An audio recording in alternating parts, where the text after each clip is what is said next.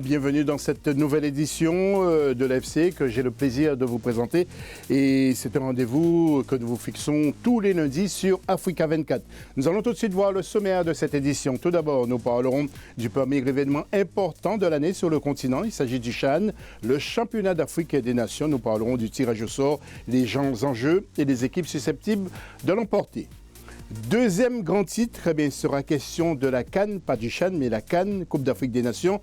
Le changement de date, et puis les dirigeants européens seront-ils contents ou pas? Et puis nous ferons un focus sur l'Algérie et le Sénégal, les deux finalistes de la CAN 2019. Et puis une interview aussi de M. Ahmad Ahmad. Et troisième titre, eh bien, nous irons en France pour parler du championnat. Nous allons braquer nos objectifs sur les clubs les plus populaires. Il s'agit du Paris Saint-Germain et de l'équipe de Marseille. Parmi les invités de cette édition, eh bien, nous avons Alain Fabien, qui est consultant sportif, qui est camerounais. Alain, bonsoir ou bonjour, comme vous voulez, bonsoir plutôt. Mais je vais dire bonjour, et je vais dire que vous avez un fidèle téléspectateur qui vient de naître, qui s'appelle José-Christ Fabien. Ça m'aurait gêné de ne pas le préciser, donc je dois dire un petit coucou à mon fiston qui est né le 31 décembre, parce que ça fait énormément plaisir d'avoir un vrai téléspectateur d'Africa 24. Et sa charmante maman, Pauline Fabien, même si José ne croyait pas de fond en comble. Si, j'y croyais. Je vous fais confiance, Alain. Nous avons avec nous également Lassana Camara. Lassana, vous êtes journaliste mauritanien, vous évoluez un peu partout, vous allez partout, vous. Hein. On essaye d'être partout pour promouvoir le football africain. Tout ce qui est africain, ça nous engage. Et Bertrand Abissonono, joueur et entraîneur de football, vous êtes camerounais. Exactement. Juste meilleurs vœux à tous les téléspectateurs. À la une tout de suite de cette émission.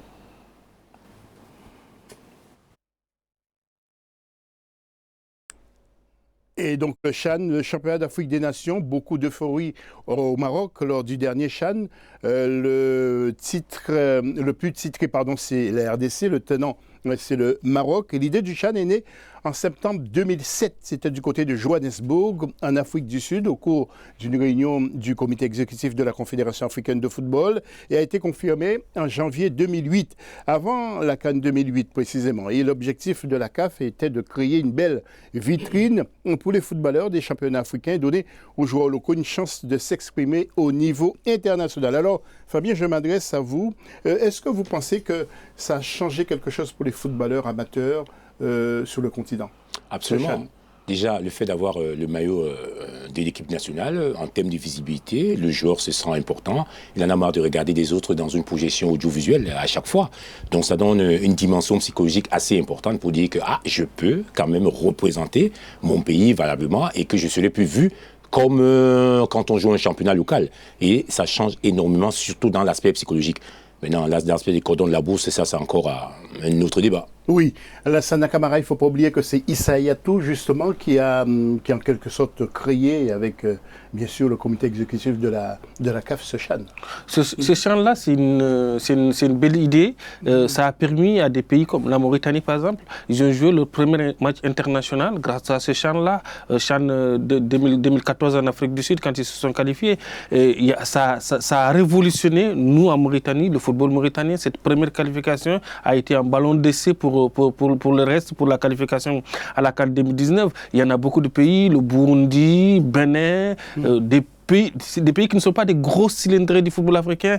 Mais qui se sont révélés. Ils se sont révélés parce qu'avant, pour se qualifier pour la Coupe d'Afrique des Nations, il n'y avait que 16 équipes qui étaient qualifiées. Donc les places étaient très importantes, la marche était très haute. Les petites équipes ne pouvaient pas se qualifier. Et comme il a dit Alain, c'est tout simplement une consécration pour tout enfant qui joue au football, c'est de porter un jour le maillot national. Exactement. Alors Bertrand, vous, que pensez-vous justement, vous qui êtes entraîneur de ce CHAN? Comme a dit Fabien et Lassana, c'est très très important pour les joueurs évoluant au pays. C'est une très belle idée qu'a eu M. Issa Hayatou. Et maintenant, je dis, c'est une visibilité aussi. Il faudrait maintenant que les équipes travaillent pour mettre en valeur ces joueurs-là. Parce que sur le plan international, pour eux déjà, c'est une vraie visibilité en fait. Merci Alain. De 8 équipes, nous sommes passés à 16 pour la phase finale. Cette compétition a l'assentiment de la FIFA. Avant de parler du tirage au sort, voyez un sujet sur la musique et la première mascotte avec la rédaction d'Africa 24. We Are All Champions est le titre de l'hymne proposé par le Cameroun pour le championnat d'Afrique des Nations CHAN Total 2020. D'autres mélodies présentées par le groupe Ntondobe et le collectif Siga Dance ont été soumis à l'évaluation du jury et au vote du public camerounais. L'hymne composé par la jeune chanteuse Jane Higgins a remporté la mise avec 89% des suffrages grâce à la symbolique d'unité qu'il porte. Les Africains à l'unisson au-delà de la compétition, mais pour l'unité et la victoire. Donc je pense que le titre de la chanson qui a été choisi, We Are Champions, en dit long sur nous. Nous venons du nord, du sud, de l'est et de l'ouest de l'Afrique, mais sommes vainqueurs malgré tout.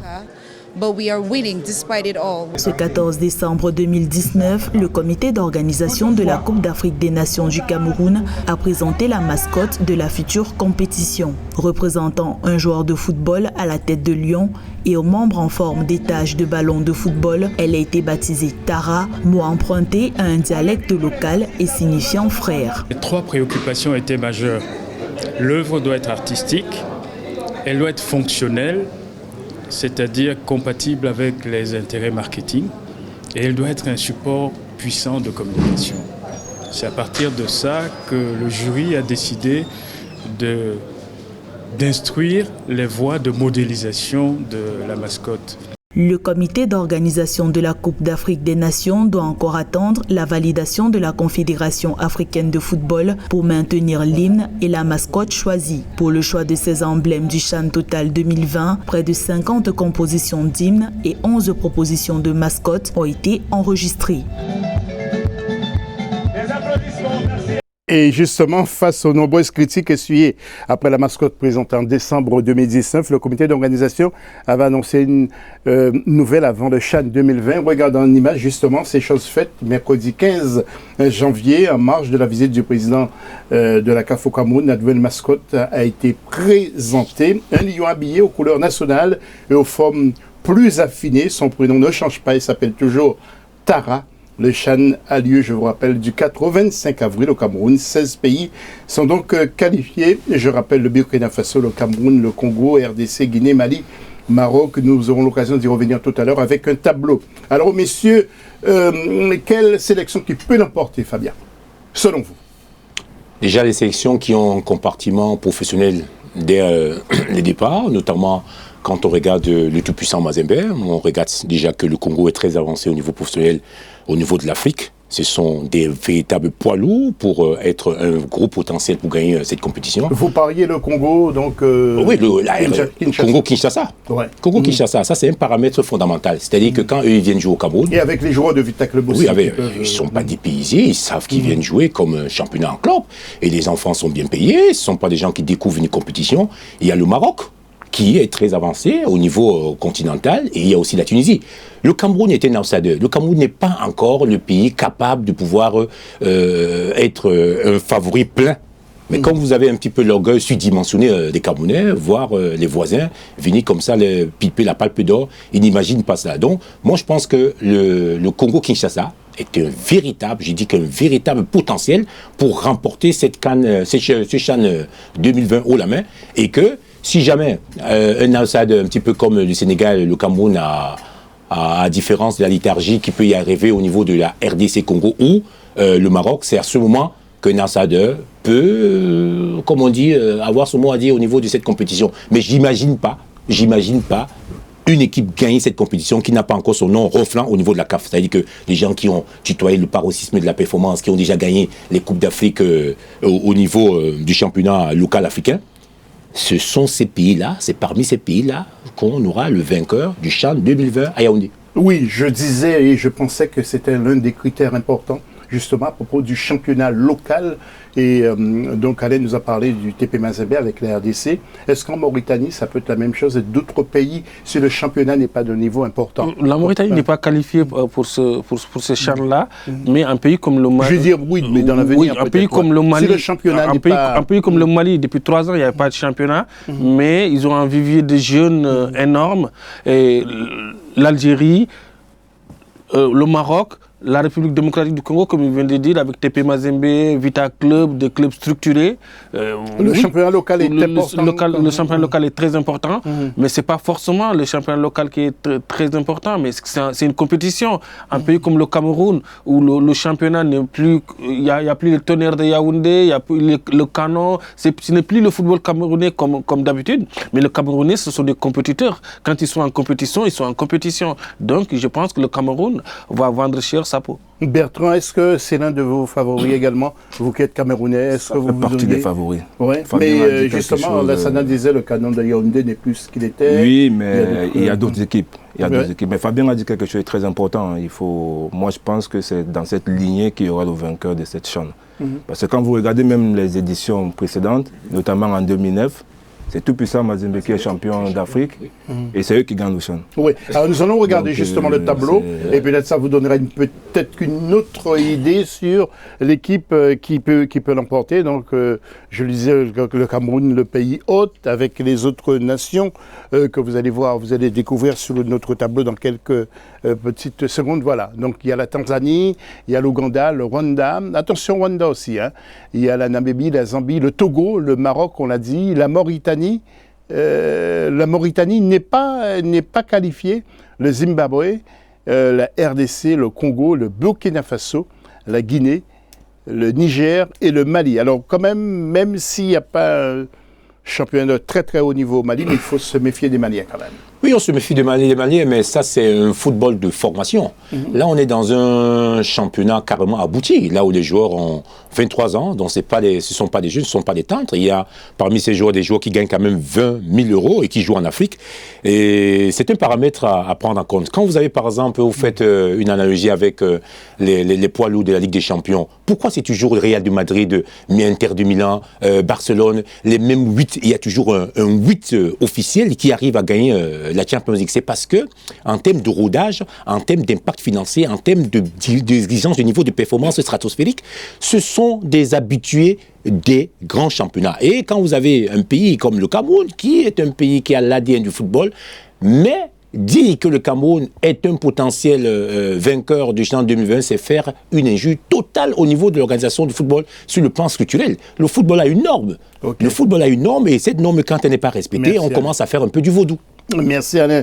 Et nous allons passer à deux interviews maintenant. L'international camerounais Ajara Njoya, qui n'a pas eu le ballon d'or africain, mais qui a fait une belle saison avec son club norvégien. Et justement, elle nous parle de son club. Écoutez-la. Nous avons fait un gros travail cette année parce que l'année passée, l'équipe était 8e du championnat.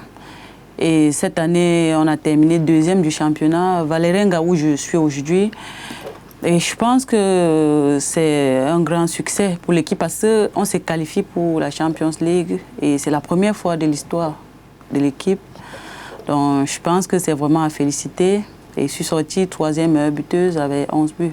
Vous savez, dans le foot, il faut toujours essayer. Partout, il y a la possibilité. J'ai commencé ma carrière en 2009 en Russie, où j'ai passé 3 saisons à FC Energia. Puis, je suis allée aux États-Unis, à New York Flash. J'ai passé 1 saison. Après New York Flash, j'étais en Suède. J'ai passé 2 saisons à Sundsvall. Puis, je suis allée en Suède. J'ai passé 1 saison à Sandviken. Et de Sandviken, je suis allée en Norvège. Je suis allée à Valerenga, où je suis aujourd'hui. Et je pense qu'à chaque fois que j'arrive dans un club, j'ai un défi à relever. Et je veux toujours faire mieux que l'année passée.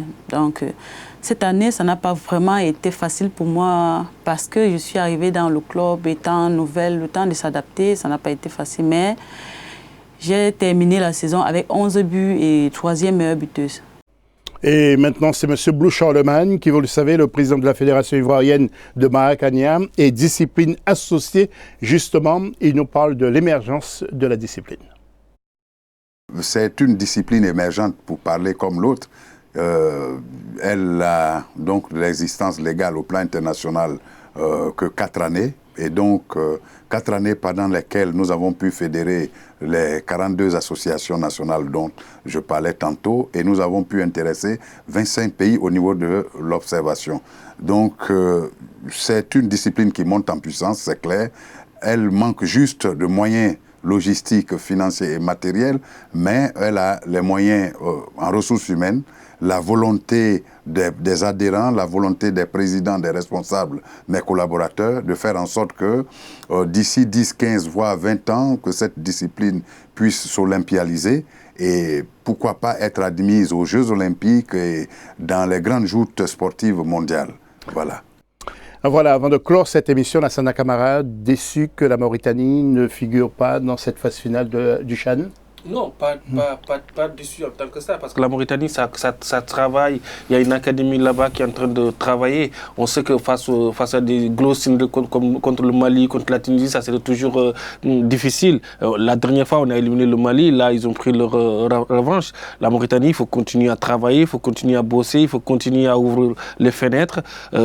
C'est en travaillant qu'on va avoir des clubs, par exemple, les FC Nouadhibou cette année, ça va loin en Coupe de la CAF. Ils jouent contre des équipes égyptiennes, tunisiennes et tout ça. Donc avant, il y a 5 ans de ça, aucun club mauritanien ne compétissait en Afrique.